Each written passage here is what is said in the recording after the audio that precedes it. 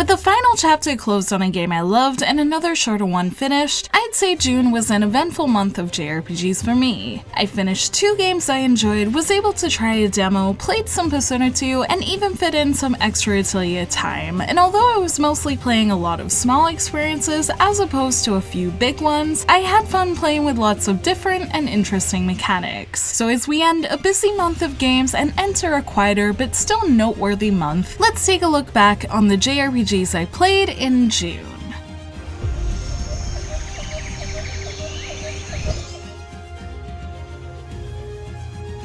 While I didn't really have any games that immediately clicked with me as JRPG of the month this month, Dragon Star Varnir is probably the closest candidate as I finished its story campaign and really enjoyed it and liked a lot of its unique systems. I reviewed it in full if you want to hear everything in more detail, but it's definitely got more to its gameplay than just its eye-catching transformation sequences, with things like its Devour and Madness mechanics being interesting to use, along with the way it gives you tips if you happen to lose. And on top of this, its group of characters were surprisingly endearing as they try to live a simple life in a complicated world, and all these things together made for the interesting 25 hours that I enjoyed playing it in. I don't know if I'll pick it up again soon, but I do know I wouldn't mind doing so to play more with its social mechanics, and ultimately, Dragon Star Varnir was a game I had a lot of fun with. So if you like the sound of its ideas, feel free to check out my review to hear more about them if you haven't already, and go check out the game. And in any case, after this and Death End Request, I'm happy to see Compile Heart contributing some great ideas to their most recent JRPGs.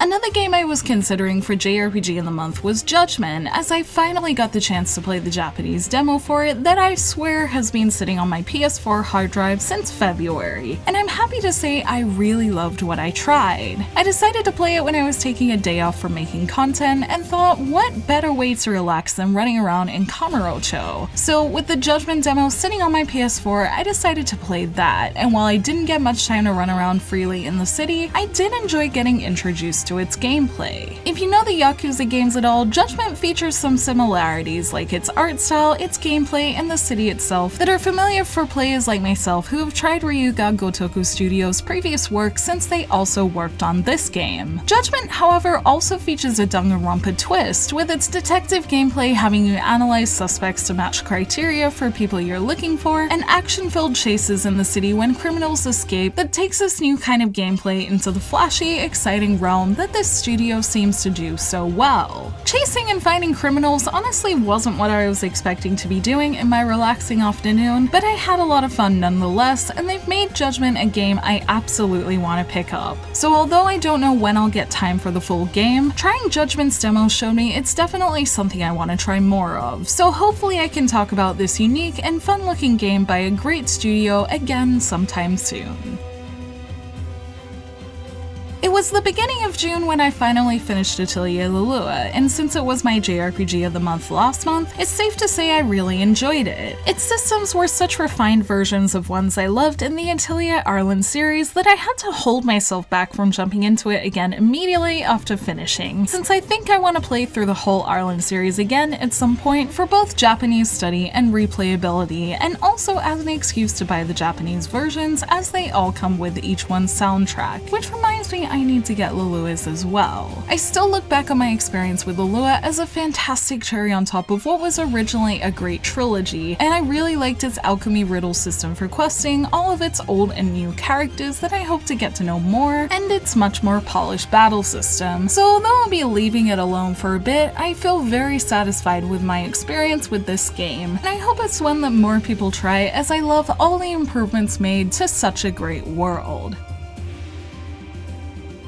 As I said, I want to play through the Arland series again in Japanese, so I continued in my second playthrough of Atelier Rorona just a little bit last month. I don't mind the restrictive nature of Atelier Rorona at all, and in fact even enjoy it at times, but I was quickly reminded of how careful I have to be while playing this one compared to Lulua, as I quickly made some silly mistakes while playing. I tried my system of going to the store to get materials rather than going out together to save time, made a bunch of items for an assignment that I'm trying to get 10 stars for, and then remembered I had a side quest going to help raise my reputation in the town, and after all that I realized I didn't have enough time to do so after synthesis, and ended up up scrapping my progress as I don't want that mistake to affect my ending. So I technically didn't get any further into Rorona, but I liked remembering how different it is from Arland's newest entry and look forward to doing better the next time I jump into it. When the next time will be, I'm not totally sure, as I want to try get through some of the newer Japanese experiences and demos I have just sitting around that I can use for Japanese study instead, that are things I can also talk about in videos as well. So until then, I'll be looking forward to getting back to Rorona sometime in the future, as I'd like to get more of its endings as well. And I still recommend Rorona and the rest of the Arland trilogy for those who want to get the most out of Atelier Lulua.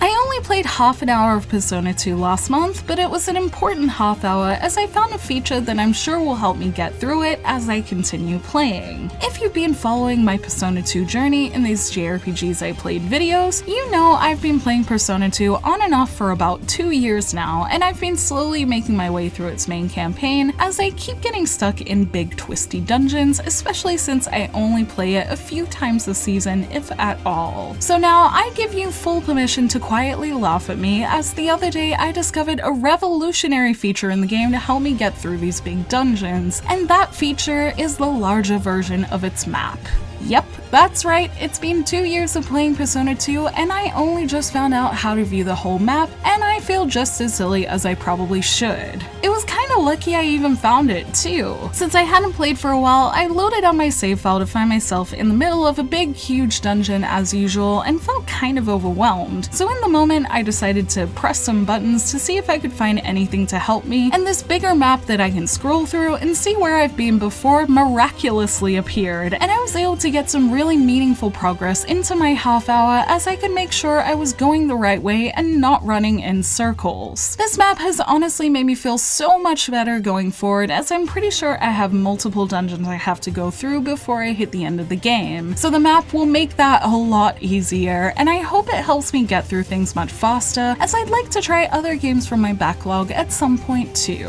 Funnily enough, I actually had a similar experience with the Caligula Effect Overdose until its second dungeon, when I was fumbling around with buttons again, desperately looking for a map as well, and Persona 2 is coincidentally by the same director, which is interesting. This mistake is of course not the director's fault, as I'm sure it was mentioned at some point in Persona 2, as I know it was in Caligula, and I just mustn't have been paying attention or something at that point, since I know I found the controls in the help menu in Caligula after fumbling around with my controller. So I guess the lesson here is to pay attention to tutorials and don't be afraid to check your menus and fumble around if you can't find something, because it may just be hiding in front of you all along. And thanks to this, I'm sure I'll have a better and hopefully quicker time with Persona 2 as I'm playing. And while I feel a little silly, I'm just glad I found the function eventually and can hopefully move forward in it very soon.